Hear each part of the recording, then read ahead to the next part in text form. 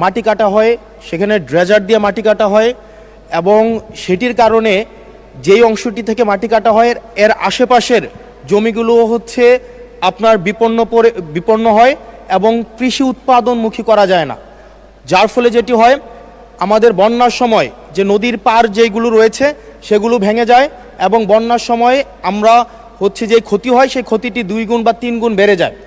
সেজন্য মাননীয় মন্ত্রী মহোদয়ের কাছে আমার প্রশ্ন হচ্ছে, আমাদের এই পরিবেশ সংকট বিবেচনায় আমাদের সামনে বর্ষাকাল রয়েছে, সেটি বিবেচনায় মাটি কাটা বন্ধে, ড্রেজার বন্ধে আপনারা কি কি পদক্ষেপ নিয়েছেন এবং দেখা যায় একটা মামলা দেওয়া হলে একদিনের মধ্যে কোর্ট থেকে জামিন নিয়ে আবার তাদের মাটি কাটা ব্যবসা শুরু করে দেয়, সেজন্য স্থায়ীভাবে এই বিষয়টি বন্ধে কি ধরনের পদক্ষেপ নেওয়া হবে সেই বিষয়টি জানতে চাচ্ছি।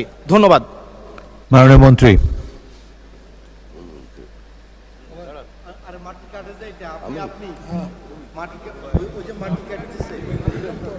মাটি কাটা বন্ধ করবেন।